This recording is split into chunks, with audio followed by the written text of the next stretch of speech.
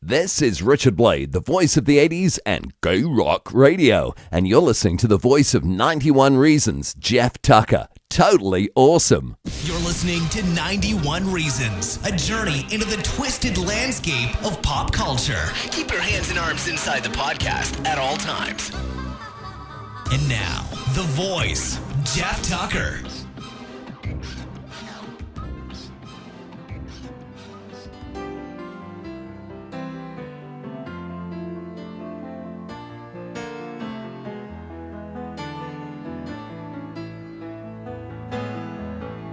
Once in your life, you find her, someone who turns your heart around, and next thing you know, you're closing down the town.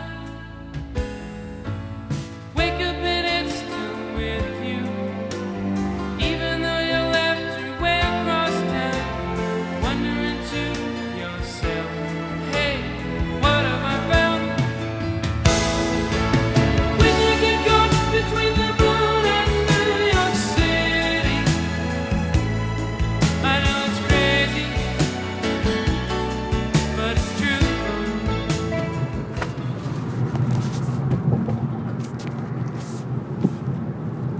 So last episode I was talking about reviewing one of my favorite films of all time, and that's Arthur. So like Bitterman, Arthur's chauffeur in the movie, I am driving to work on the 91 freeway. So instead of listening to the podcast I normally use to get my mind off the traffic, I will talk about Arthur. What a fantastic movie. 1981. The director died shortly after, so this is the only film he got to direct. He wrote and directed. He created this character. And the character of Arthur Bach is so well-rounded and so fleshed out on the screen that I think that's the reason the movie is so appealing. They don't make a lot of movies like this anymore where it's basically a character study. They do make them. Usually they're independent movies, like about Schmidt, or there's a few others that it's just about how this character moves through life. And instead of having some big fanciful plot device or whatever, it's instead we're just going to spend some time with this character and get to know this character. And in that respect, Arthur succeeds wildly, especially for what is a big studio picture. Because at the time, Dudley Moore was a big star. He had just come off of 10 with Bo Derek, and that was a massive both financial and cultural phenomenon hit. So getting Dudley Moore to play this part and give his all to it really elevates the movie. And what could really be just a throwaway, another comedy released by the studio, instead it's a very poignant, very touching essay on loneliness and love and the sacrifices that we make. And I've seen this movie a lot. I said before that I saw it in the theater. I was 9 years old, and I begged my mother to take me to see Arthur, which is so bizarre. It has no laser guns, no spaceships, no werewolves, no ghosts, nothing like that. And I'm not sure what led me to go see it, other than the commercials make it look like almost like Big. You know how in Big it's like Josh Baskin's a grown-up child and he has all the toys you wish you had. Well, that was how Arthur Bach was portrayed, with his giant train set behind his bed, and the idea that he has more money than he can ever possibly spend. And it was presented as this fanciful little lark of a movie, and instead it's a incredibly touching love story that really hits you in the gut.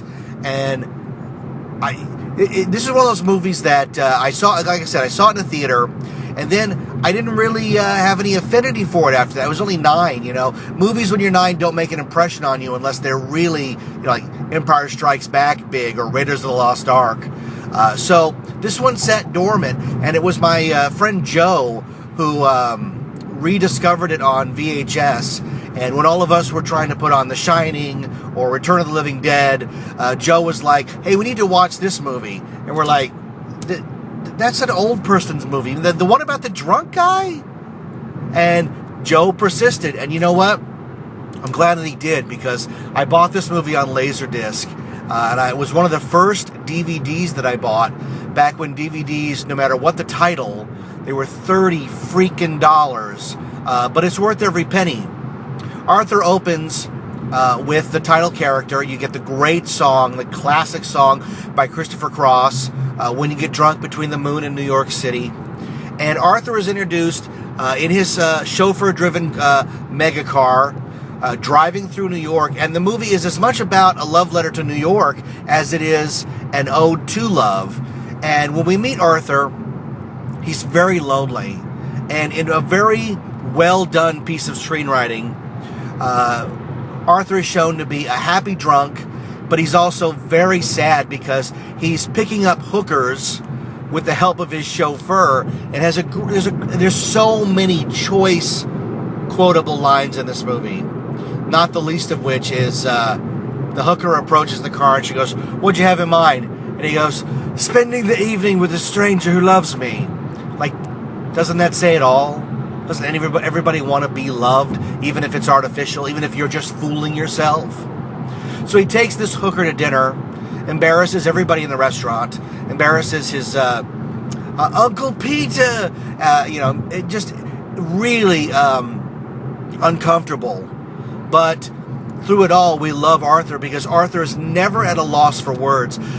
I would like to see the script for this movie and see how much of the dialogue was written by the screenwriter, the director, and how much was just Dudley Moore being the genius that was Dudley Moore. Because Dudley Moore's take on Arthur is, he's a real person to me. You know, I can separate Dudley Moore from Arthur because Dudley Moore was an accomplished pianist, classical music. He was a genius. And his portrayal of Arthur transcends that. It becomes this other entity, this fully developed entity. And after a night of debauchery with the hooker, whose mom died when she was 6, and whose father raped her when he was 9 or when 13, he had 6 relatively good years. Fantastic. We're then introduced to the other main character of the movie, and that's Hobson, played immaculately by Sir John Gielgud, who ended up winning an Oscar for the role. And it's easy to see why, because his Hobson is, so at the beginning, so condescending and so tolerant of Arthur's nonsense.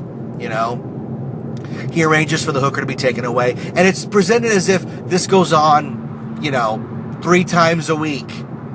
What does Arthur say at the beginning? "It's New Year's Eve, 3rd time this week." She's like, "How rich are you?" "Let me just tell you, I wish I had a dime for every time I have." Don't you want to have fun? Isn't fun the best thing ever? Oh, God. And he says, "Don't you wish you were me?" I know I do. Almost every line out of Arthur's mouth is gold. I really do love this movie, and I can't watch it enough. I would watch this movie every other day, and I would still choke up at certain parts because some of the movie is so touching.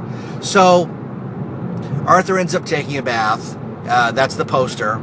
Arthur, the most fun money can buy. He tells Hobson, "Do you know what I'm going to do?" "No, Arthur, I don't." "I'm going to take a bath. I'll alert the media. Do you want to run my bathwater for me? It's what I live for." And then he walks off with his top hat. And Hobson, and this is the line that made all of us 9-year-olds giggle. "Do you want me to come in there and scrub your dick for you, little shit?" Just really good. There was a display at Movieland Wax Museum when it was still open of Arthur in his bathtub. And I remember walking by it and just, what a great scene to pay homage to. Who wouldn't want to have that bathtub, So Hobson and Arthur start out their day, and they have to go see his father. And Arthur's father, Mr. Bach, basically tells him that there's an arranged marriage. He's going to marry this woman, Susan Johnson. Her father, Bert, is just as rich as the Bachs, and the two families are going to be united through this marriage. And Arthur doesn't want it because he wants to fall in love. He wants to be loved. And we're again shown this incredibly rich, incredibly lonely person. They always say money can't buy happiness. And all of us poor people say, yeah, well, it sure would be fun to try. And yet, it's totally believable that Arthur cannot find any happiness, even with the ability to buy anything that he wants.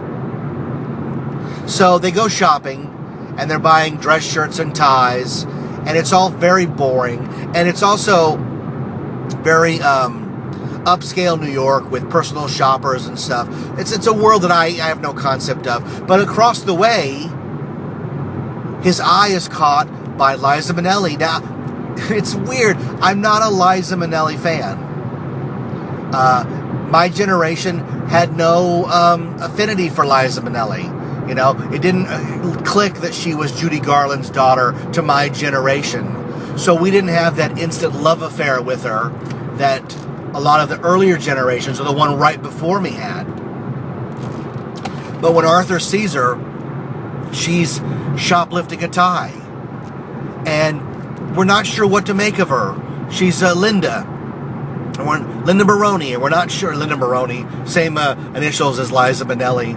But we're not sure what to make of Linda, because she is shoplifting, she's brash, and Arthur takes it upon himself to swoop in and save the day with her. And at the outset, it looks like just another game a rich man is playing because he can. You know, he can, when security approaches Linda, and Arthur says, it's the perfect crime because girls don't wear ties. But not perfect because some do. You know, very funny dialogue. But he steps in and tells the security guard that the tie was meant for him, and he just forgot to pay for it. And it gets Linda off the hook. Now, Linda sees, like, what does this guy want? And Arthur takes the moment to just plant one on her, because Arthur is not used to being told no. Now, he's not a rapist, but he just has fun with life, and this is one of those little instances where he wants to have a good time. And she's going to take off, except when she finds out that Arthur is not married. And then she gives him her phone number. And it's just it's what in the screenwriting they call a cute meet. You know, he sees her shoplifting, he saves the day. It's a cute meet, right? And Hobson's not sure what to make of it, because he knows that Arthur has already said he's going to marry Susan.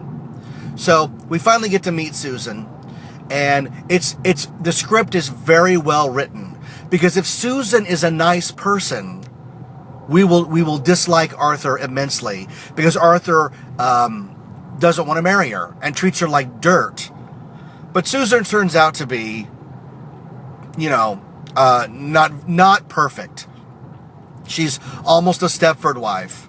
And she says, you know, Arthur, the right woman. She says, a real woman could stop you from drinking. And Arthur says, have to be a real big woman. Take my hand, Arthur. That would leave you with one. Yeah, I say it again, I really like this movie. It's such a sweet little love story about doing the right thing and defying the odds. So he tries to rebuff Susan, but he has to propose to her, because he's been told by his aunt, who gave him the wedding, the engagement ring, if he doesn't marry Susan, they're going to cut him off without a cent. And Arthur does not know how to live without the money. You know, he has no idea how to live without this huge trust fund that he has to gallivant around New York with. So he asks Susan to marry him. And when she accepts, he goes, oh, good, I'm so happy for you. And then, somebody's being pulled over. Look at that. I'm glad it's not me, but somebody is being pulled over. Anyways, welcome to the 91 freeway, folks. But Arthur decides that he's going to take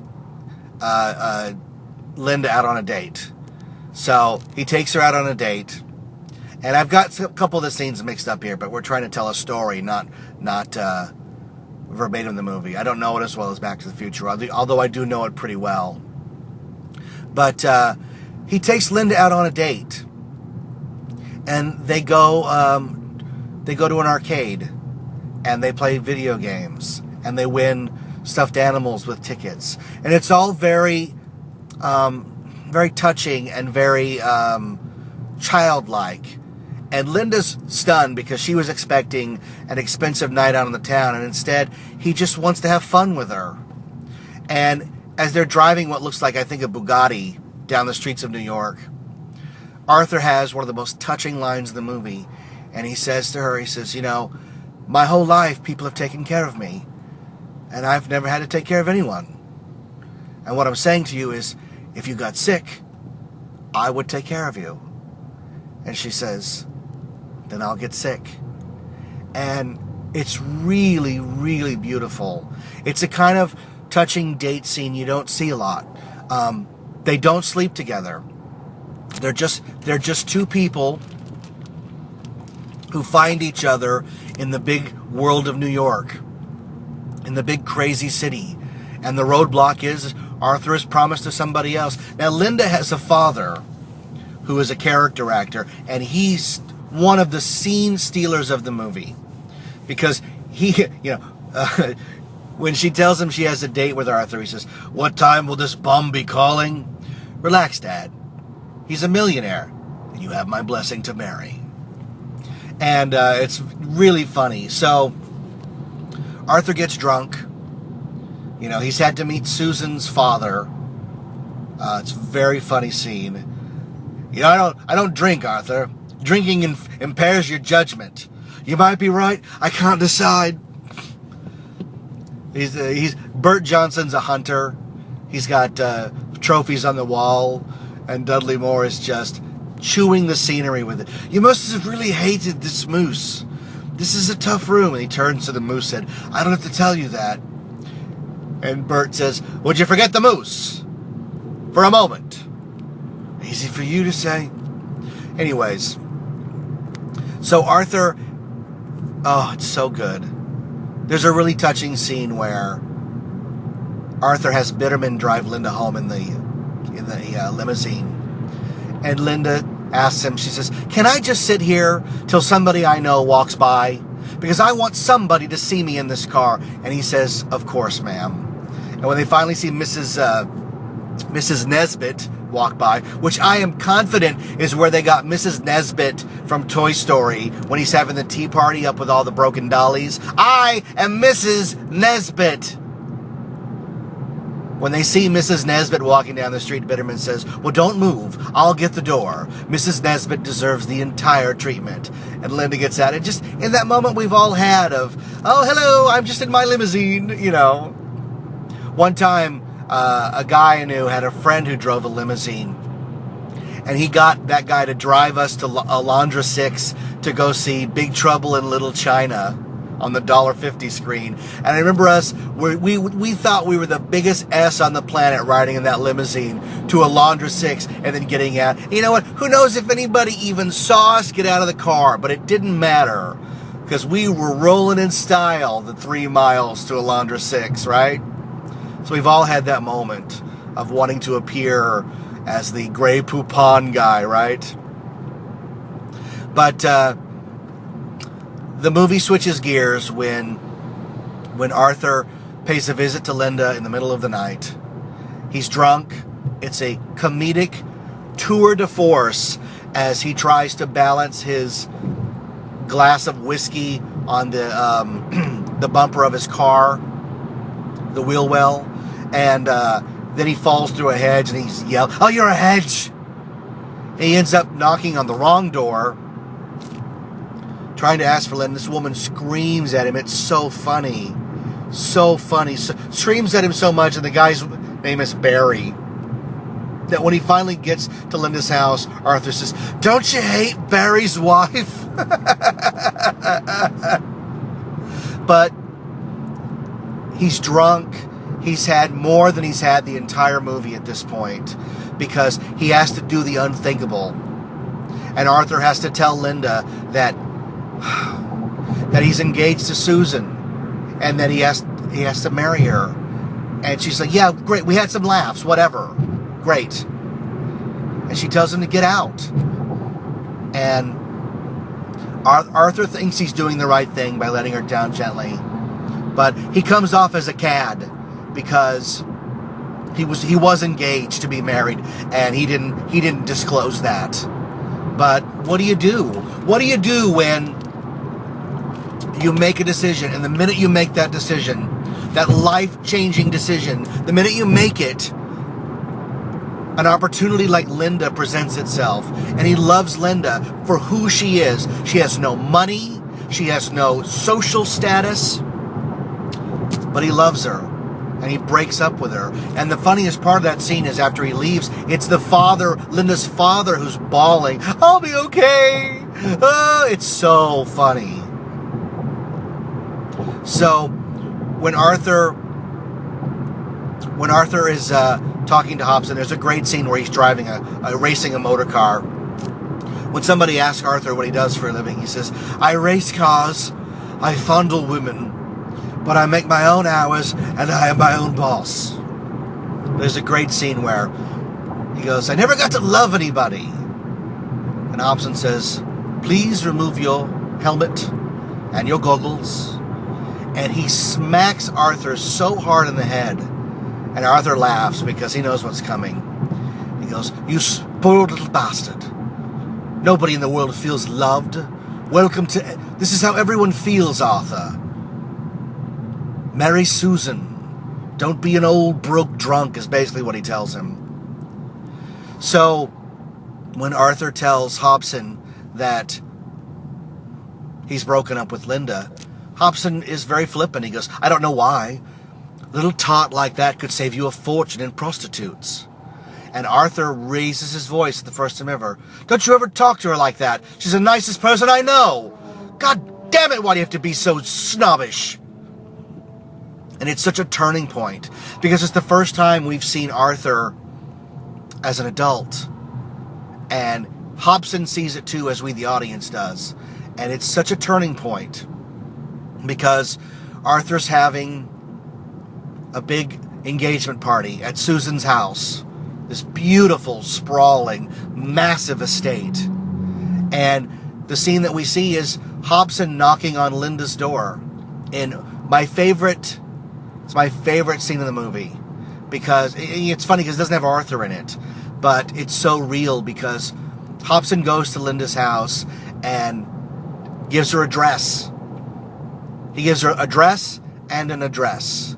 And he coughs a little. He gets rid of the father in a very funny way.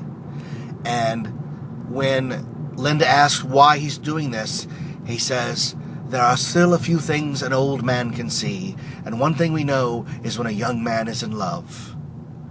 And Linda can see in his face how much he loves Arthur. And he's willing to do this. He's finally seen what Linda means to Arthur. So he breaks all the rules by going over there and giving her that dress and telling her to go to the engagement party, to break this up. It's such an intimate, touching little scene that's culminates with, she says, "May I kiss you on the cheek?" And he says, "If you feel strongly about it."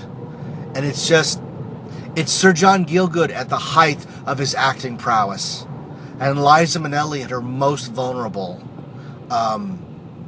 I can't describe enough how much that scene is. It just means so much to me. It's so well written. It has moments of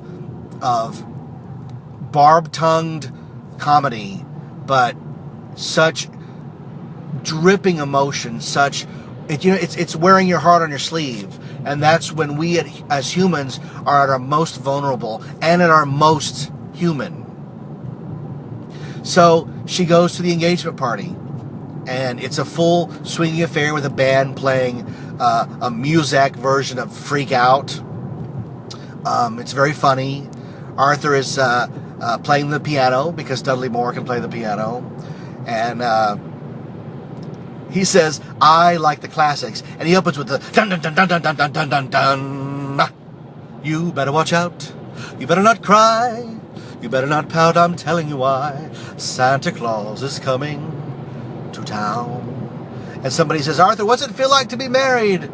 Blue moon, you saw me standing. Oh, it's great. He goes, if you knew Susan like I knew Susan, like I need a drink. And he sees, of all people, the last person on earth he expected to see at the party. He sees Linda. And he goes over to talk to her, and it's, oh God, is it funny. They're doing that voice where they're waving at people and talking without moving their teeth.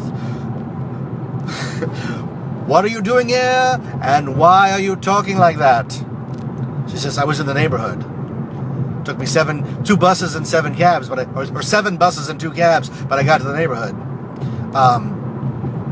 So they go out to the back, and they go through the horse stable, and Arthur, I guess it is Arthur's father's house, because he knows the horses. So I take that back. It's not Susan's house. It's Arthur's family estate. And they're in the horse stable. And that's when there's some dialogue where you realize these two are so madly in love with each other, and yet they have not slept with each other. They have not taken that plunge. So it comes across very innocent. And when Arthur looks to her and says, may I kiss you? And she says, please. And then he kisses the horse. It's funny, and Linda's going to cry because she sees, like, it has nothing to do with the money. It has to do with this great man, and he's going to slip away. And they're interrupted by Susan, of all people. And a funny story is made up to explain why they're out there, and Susan buys it. She has no idea who Linda is, which is good, because Linda's too important to Arthur to share with Susan. She doesn't deserve that information. She's not a nice enough person. So the wedding is set. Linda and Arthur are not going to be together. Linda's working at a diner. Arthur has moved on. But what happens, Hobson becomes ill. And it's unexpected. It's a lot like Terms of Endearment, where one of the characters that is vitally important to us is stricken ill. And all of the nonsense of will they or won't they, and who's going to end up with who, kind of takes a back seat to the more important thing of this amazing person is going to leave us. And we, the audience, are just as terrified as Arthur of Hobson getting sick. So Arthur postpones everything and moves into the hospital with Hobson. He has food brought in from amazing restaurants all around the city. Hobson is kept in the lifestyle he's accustomed to, and there's some great bits of dialogue. One of my favorite is he goes to see Hobson, and Hobson acts like he's dying, and he goes, there are 3 books. Take them back to the library. And they, what happened?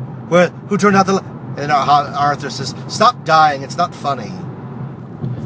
And Hobson says to Arthur that he's basically afraid of leaving Arthur alone. And Arthur says, I'm going to take care of you. You took care of me, and now I will take care of you. And it's the promise that he made to Linda. I've never taken care of anybody. And now he's going to take care. The roles are going to switch. And Hobson basically tells him to go find a way to marry Linda. If that's what makes you happy, that's what you must do. One of my favorite lines, he puts a cowboy hat on Hobson's head, and Hobson says, if I begin to die, please remove this from my head. This is not how I wish to be remembered. Hobson dies. It's very sad. It's very touching and tragic and human and depressing. And Arthur now must grow up. Arthur must become the man he promised Hobson he would be. So we are at the wedding finally, after a botched attempt of Arthur to give money and everything else to Linda. Instead, he goes to Linda and he says, I don't want to marry Susan. I want you. And at the wedding, they go to confront the Johnsons, both Bert and Susan, to say that there will be no marriage. And instead, Bert beats him up, beats him senseless.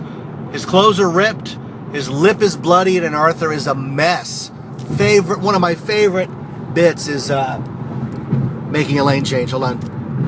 One of my favorite bits is there's a hunk of cheese on the table with a knife, and Bert goes for the knife. He's getting a knife. You think he wants some cheese? And it's put to an end by the arrival of Arthur's aunt, the tough-as-nails broad who told Arthur she would cut him off without a cent. And when she sees for Bert Johnson for who he is, the bully that he is, she tells him, Bert Johnson, put that knife down. And Bert comes to his senses. No, there will be no murder today. But the wedding is canceled, and we find Linda and Arthur sitting together on the front of the church. And hold on, another lane change. Yeah, speed. Oh, there's a guy there. He didn't even see me. This is darn exciting stuff. Are you all on your pins? You can hear my blinker clicking? All right, I got to get over, guys. I'm doing a show. Yeah, man. All right, one more. All right, we're getting off on Beach Boulevard. So, Linda and Arthur are there. Everyone has left. She's tending to Arthur's wounds, and they're talking about their new life together of poverty. Arthur says he's going to get a job. They're going to learn to eat poor food. And the aunt is just incensed and walks outside. And in the final moments of the movie, she offers the money back. And Arthur says, that money's brought me nothing but misery. And I'd rather just have a life with Linda. And Linda, you can see it in her face. Liza's acting is impeccable. You can see that she is amazingly touched that Arthur is making this sacrifice for her. And also a little upset and sad that they're going to be poor for the rest of their life. But she's willing to do it. And so the aunt says, I will offer this money one more time. I will never make this offer again. And Arthur says, hold on. And he goes to talk to her. And Liza's standing there. And Arthur comes shambling back. And she says, well, what did she say? She says, well, I turned her down. She asked us to dinner, and I declined. Well, I took the money. I'm not stupid. And then they get in the car and go through the park, Bitterman. You know how I love the park. And the movie ends like it began, with our lead character, Arthur, in the limo, laughing his way across town. But now he's got Linda with him. And what a stellar movie. If you've not seen Arthur, first, again, I'm jealous, like I always say. And second, check it out. Don't be afraid to see an older movie. Don't be afraid to take a risk. You know, just because it didn't come out last week doesn't mean it's not amazing. A lot of the movies from this era, studios took risks. They weren't all big budget science fiction special effect robot movies, you know, and they weren't all filthy, dirty sex comedies with nudity galore. You know, not that there's anything wrong with that. I get that. It has its place. Arthur's a sweet, touching little movie that it made a lot of money at the box office, enough to warrant a sequel. The sequel's not quite as good, obviously. Different director. Like I said, the director died. I still enjoy Arthur 2 on the Rocks. It has a cameo by Hobson as a ghost, so they did find a way to get him back in there. But the first one is, and I know I use this term a lot when I describe these movies that I love, it's a masterpiece. Arthur is a masterpiece. Dudley Moore's performance is Oscar-worthy. Sir John Gielgud's performance is Oscar material, and everybody shines in this movie. The city of New York is a beautiful character in it. The music is fantastic. The writing is crisp. And the message of sacrificing for love is timeless, you know. But it's about adults. It's not teenagers, you know. Teen angst love, which we're force-fed at the cinema these days. Instead, it's just adults who are caught in circumstances that they didn't create, and now they have to get out of them and make themselves happy. And we can all relate to that. Dudley Moore went on to make a few more movies.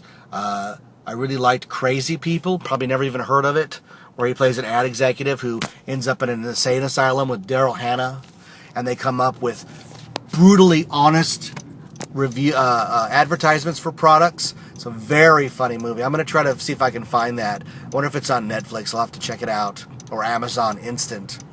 But sadly, Dudley Moore got very ill towards the second half of his life.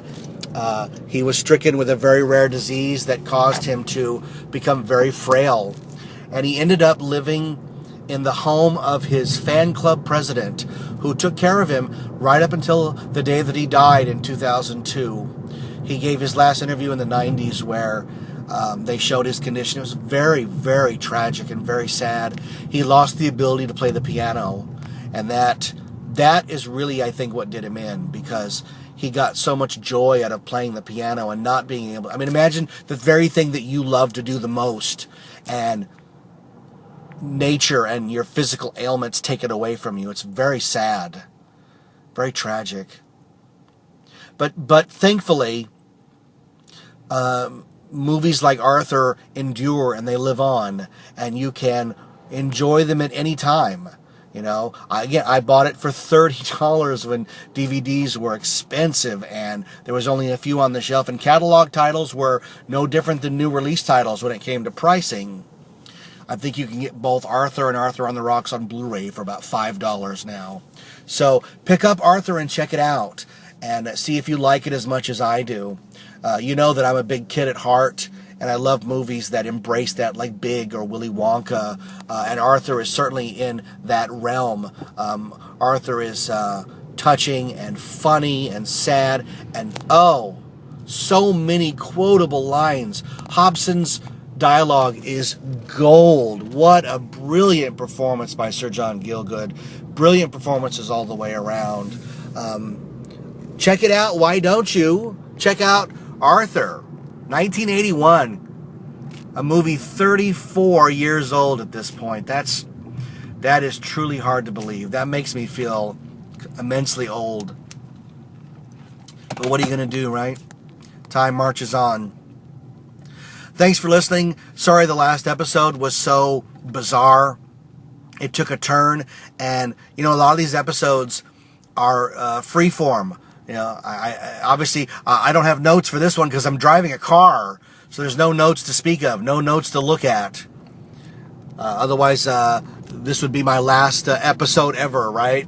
It would end with a big bang. Hey, guess what, kids? I'm pulling into Knott's Berry Farm as we speak, so I'm going to wrap this episode up. Thanks to everybody who's listening. Hope you enjoy the episodes. I do enjoy making them. It is a lot of fun to give you my opinion and talk about movies that mean the world to me as I pull into work here. You can support the show on Patreon. You can give anything, like you can give $1 or $2 or whatever you want. If you have a movie you'd like to review, there's a Patreon award level for that. So we thank all the people who are taking advantage of that. All the money goes right back into the show.